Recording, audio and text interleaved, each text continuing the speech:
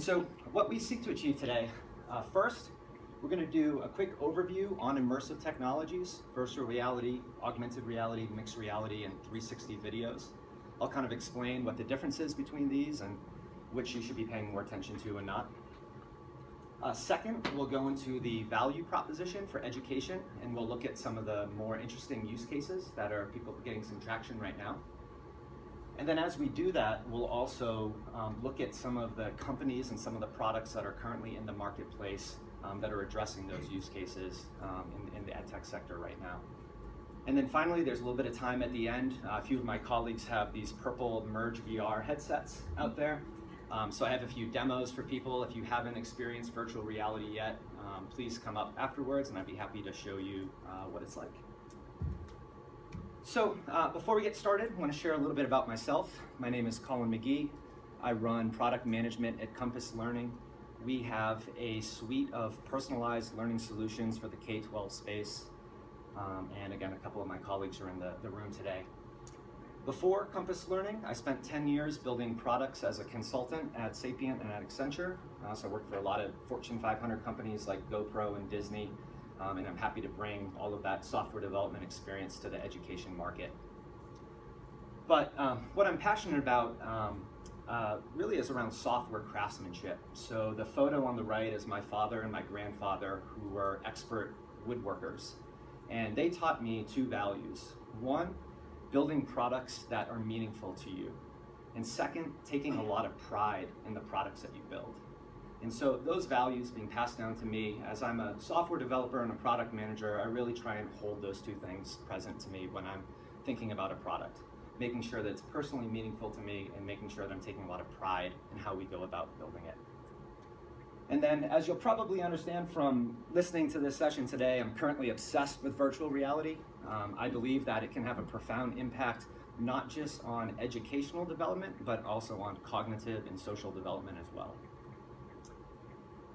All right, let's get started. So the premise of this session is that virtual reality and augmented reality are going mainstream right now. We know that Oculus, we've seen Facebook acquired them. We've probably seen a lot of people using Google Cardboard and playing Pokemon Go. Why should we as educators care? Should we care? And what should we expect in the next 3 to 5 years? And so first I want to explain why now. So virtual reality has come and gone in the last 30 or 40 years. And so to explain why these technologies are important now, I want you to imagine being on a roller coaster in real life. So you're at the peak of the roller coaster, about to do the drop, and that anxiety is hitting you hard because you know what's about to come.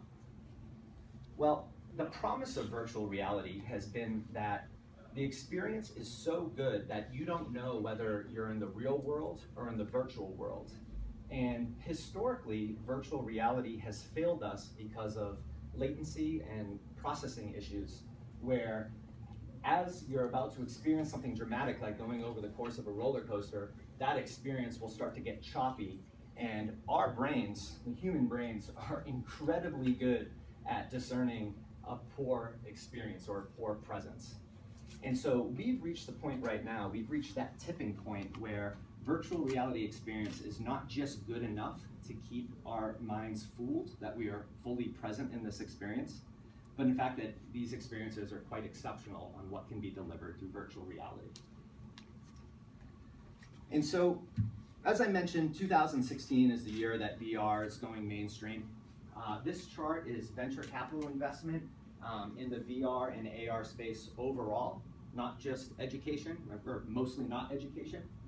But as you can see here, $2 billion has been invested in augmented and virtual reality technologies in the last year alone. And so most of this investment has been in hardware, specifically Oculus and Facebook, and a company called Magic Leap that we'll talk about in a moment. But in order for these technologies to get into the education space, first the devices need to come to market, and then content providers will follow. So it's really fascinating to see 2-3 years ago, there was barely any investment in virtual and augmented reality, and now $2 billion run rate in the last 12 months. From an educational perspective, though, Goldman Sachs has done some forecasting on what the AR/VR content markets are going to be in the next 5 to 10 years. And they're projecting that in 2020, educational content alone will be a $300 million industry, and by 2025, it'll be a $700 million industry.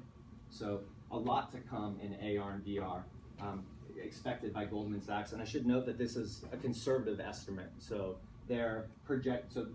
should AR and VR come to the full fruition, these numbers could be even higher. Okay, so getting into the differences between all of these technologies. First, I want to talk about augmented and mixed reality.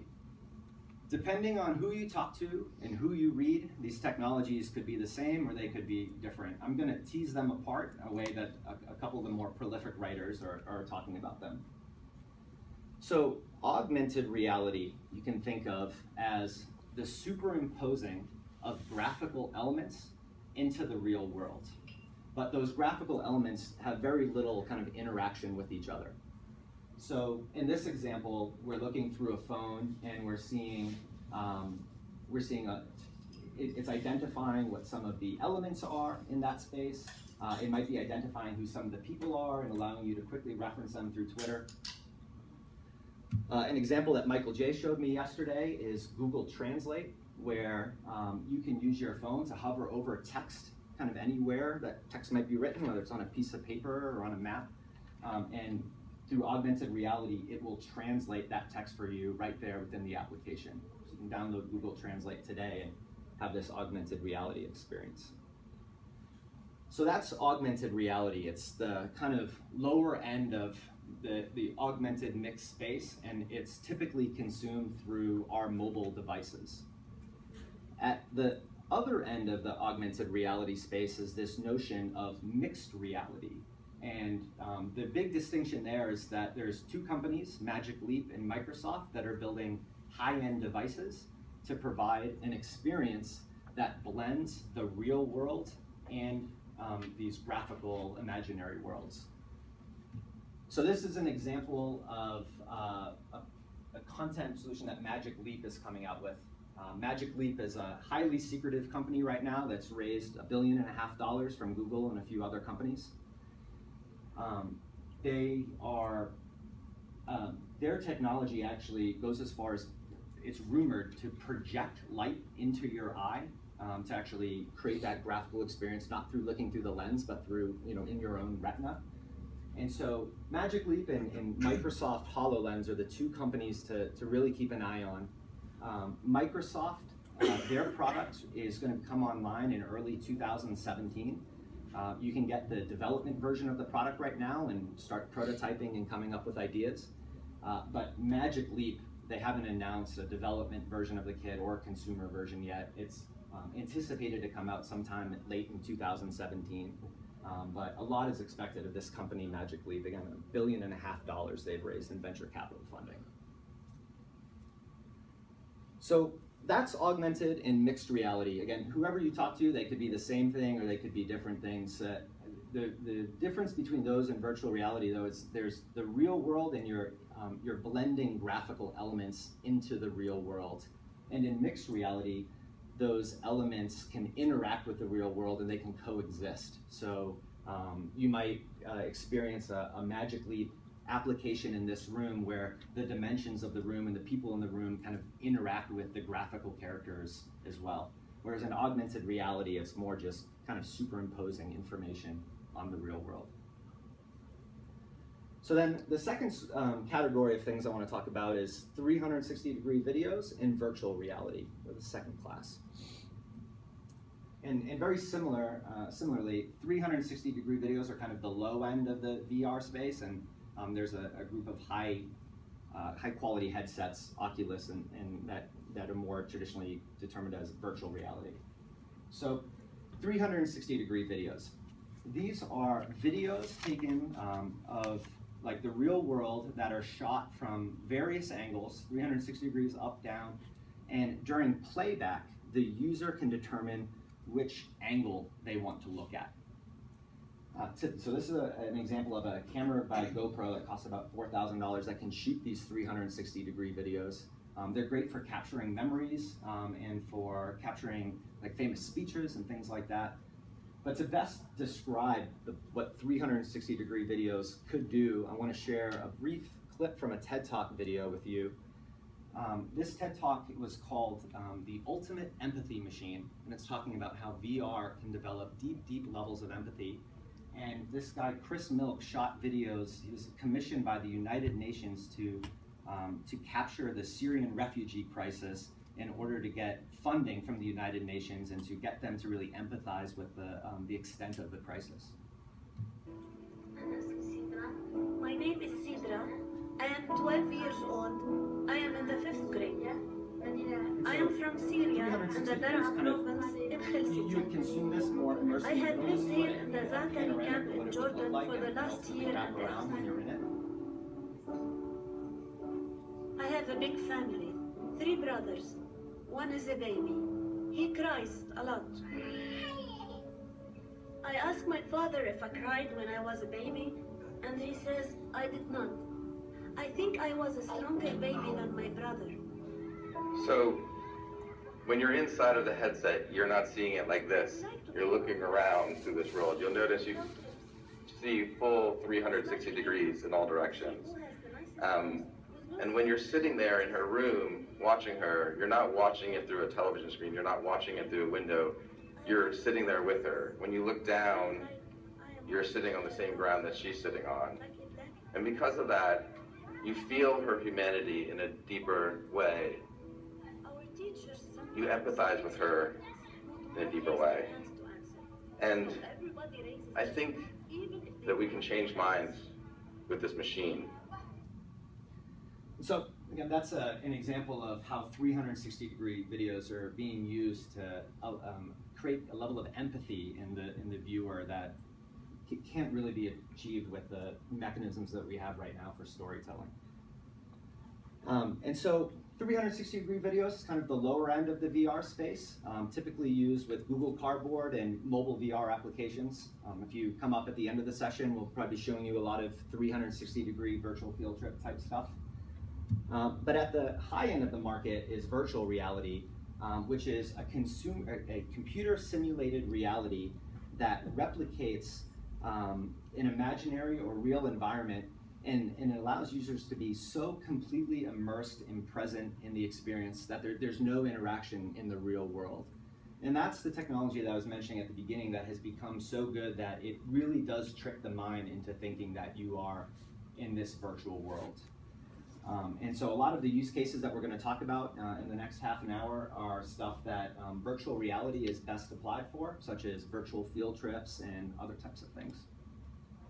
But to kind of summarize the difference between all these technologies, I created this chart of, on one axis, the extent that you can interact with the elements inside the video, and on the other axis, the x-axis, the extent at which you are immersed in the content itself. And so, virtual reality, as I was mentioning, you're fully immersed. There's no real world at all. You're completely in this space or in this headset. But 360-degree videos, all you can really do is change your vantage point in the direction that you're looking, whereas virtual reality, you can completely immerse and play in this space. And because of that, 360-degree videos are cheaper to produce and what's getting the most traction right now. And then on the augmented and mixed reality side, again, augmented reality, the extent to which you can do stuff is a little bit less, and we're expecting in the mixed reality space a deep level of interaction between the real and the virtual worlds. I'm going to pause right there. I know that was a lot. Any questions on these kind of 4 technologies and how they differ? No? All right. So let's get into the education value proposition. Why should we care? So we've seen this formula a lot. We remember 20% of what we hear, 30% of what we see, but 90% of what we experience. And virtual reality really lets us capitalize on this last equation. There's an incredible correlation between the extent at which we're able to experience something and our ability to remember it. But as John Richards reminded me this morning, it's not just about the transfer and the retention of knowledge that makes virtual reality so powerful, but it allows us to fulfill the constructivist learning module that states that students learn best by interacting and sharing tangible things. And virtual reality gives us a playground to interact with and build and take things apart and dissect like never before. So some of the things that support that, one, with these technologies, the entire world and our imaginations become the classroom. Two, it allows us to enrich our understanding of the real world. We saw with augmented reality earlier, it allows us to, I could look through an app right now and it would tell me who every single one of you are. And so the friction between discovering something and learning about it is completely gone when you're using virtual or augmented reality. Third, it provides us a safe and cost-effective way to experience things in the classroom. Right now, there's a shortage of supplies, particularly in the science classroom. And so imagine conducting science experiments in virtual reality where you can mix compounds that could blow up and do all sorts of different things, and you don't need to maintain a supply of these compounds or worry about the safety when doing these experiments. Four, these technologies can foster levels of social interactions like we've never seen before. And I'll share some of that in the use cases in a moment. And then five, as Chris Milk explained in that video that we just watched, these technologies can provide deep levels of empathy and mindfulness that can have a really profound impact on what we experience. And so don't just take my word for it. Samsung did some research before ISTE this year, concluding that 85% of teachers agree that virtual reality will have a positive impact on students. And I'll share those statistics on some of the use cases in a moment. Okay, use case one. And this is the one that we're seeing the most traction in the classroom right now, are virtual field trips. So the Samsung research said that 69% of teachers want to use virtual reality for virtual field trips. And virtual field trips are transporting students to real world places that we wouldn't otherwise be able to get to, likely because of travel costs and mobility, things like that. Virtual field trips are great for 360-degree videos and virtual reality because you're fully in that place you're going. And two companies I want to highlight. First is Google. Google has a number of different programs together. Google Cardboard, which I'm sure a lot of people here have seen. There's a program called Google Expeditions, which is 250 virtual field trips that they've created over the last year or so. And then they have a Pioneer program where they've been going around to schools and domestically and internationally. And they claim to have gotten 1 million students so far to have experienced a virtual reality field trip through the combination of cardboard and these virtual field trips that they've built. So these are the guys that are really getting VR into the classroom right now. And then on the high end of the market, as I mentioned, 360 videos are kind of the lower end, and then there's these really rich VR spaces. There's a series of companies, one of them is called Immersive, that are building these incredibly rich virtual field trip type experiences. And so these guys are a seed-funded company that they're releasing on a monthly basis VR type of field trips, this one being at Stonehenge. And I spoke to their founder the other day, and we were talking about the power of these, and he's like, in the old days you would read about the pyramids, and these days I can put you at the base of one of the pyramids. And so imagine what we can experience and learn with that level of immersion. Use case two, virtual exploration. So traveling to places that are inaccessible to humans or imaginary places that don't even exist. So here, more virtual reality than 360 because 360 is videos of the real world. But virtual reality, really anything that we can conceive in our mind, we could build and we could put students in. A couple companies to keep in mind. First, a company called Nearpod, who's a competitor of ours at Compass, and I tend to watch closely. I think what they're doing is interesting because they are a rather established company in the digital supplemental space, And what I've noticed is they seem to be focused on not just the quality of their content, but the coverage of content. So they're really looking at coverage of grade levels as well as coverage of standards as they're building out these virtual field trips and virtual experiences. And then the second company that I wanted to highlight is called Alchemy VR. This is an Austin company that claims to be the best non-gaming education content company. And they're really trying to thrive at virtual storytelling. So providing these really rich experiences that are well narrated. So you could go all over these virtual worlds, but as you get to certain waypoints within those virtual worlds, they're providing that kind of narrative experience. They have a lot of partnerships with the Natural History Museum and Natural Science Museum, so they're using that from a content curation perspective as well. Okay, use case 3, simulating experiences, such as those science experiences or social studies experiences. So again, here 72% of teachers want this in the classroom. Here is where mixed reality also starts to become a factor, as well as virtual and 360-degree videos, because you could, while looking out in the real world, start to interact with objects that could be part of that experience. You don't need to be fully immersed inside the VR. And so a couple companies that I think are really interesting and I wanted to highlight. First is this company called Curoscope. They've built their first application is an anatomy application that you or your friend could wear this t-shirt, kind of like a QR code, and then you look through this VR application and it shows you what the anatomy of the person that you're looking at is like. And where they're going with this technology is that they want to be able to show you how your anatomy might change when you're doing things like exercising or stuff like that.